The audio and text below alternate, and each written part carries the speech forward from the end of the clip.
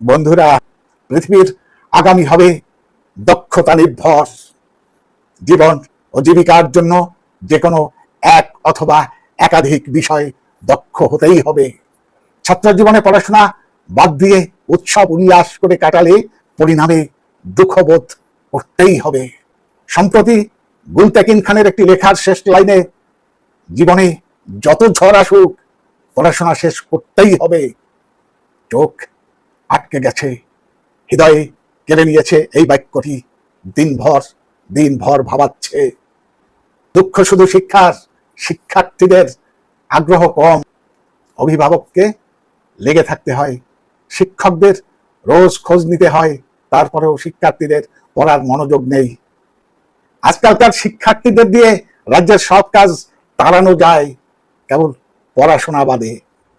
ক্লাসে উপস্থিতি নেই, পরীক্ষার খাতা পড়ে নম্বর দিলে পাস করানো কঠিন, হোমওয়ার্ক দিলে সে শিক্ষক অপ্রিয় হয়ে ওঠে।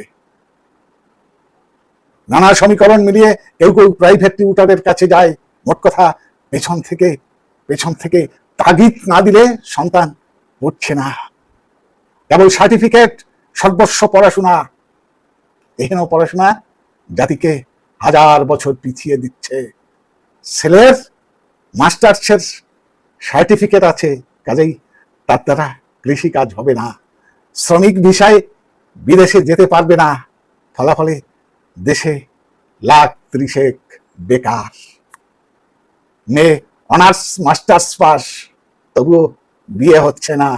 বয়স এবং শিক্ষা মিলিয়ে পাত্র পাওয়া যাচ্ছে না, ফলাফলে অভিভাবকদের দুশ্চিন্তা বাড়ছে।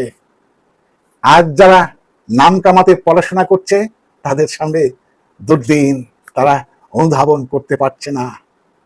ঠিক মতো পড়াশোনা না করলে সার্টিফিকেট গলার কাটা হবে। শিক্ষার নিজস্ব মূল্য আছে। বারবার বলি, পড়াশোনায় মনোযোগী হও, রোজ নিজেকে অতিক্রম করো। পড়াশোনা কোনোদিন কাউকে ন্যায্যতা থেকে বঞ্চিত করেনি। পড়াশোনার ভালো না হলে সারা দুনিয়া তোমাকে লজ্জা দেবে। শিক্ষার্থীরা পড়ো এবং পড়ো। শিক্ষা অর্জনে মন্ত্রের সাধন কিংবা শরীর পাতন সূত্রে 10টি বছর বিনিয়োগ করো, বাকি 70 বছর সেটার ফল পাবে। নিজেকে গড়ার শ্রেষ্ঠ সময় হলো আজ, এখন। বিলম্ব মানেই পিছিয়ে যাওয়া। পড়ো, শেখো, জ্ঞানী হও, কারণ অন্ধকারে আলোর খোঁজে শুধুই বিভ্রম।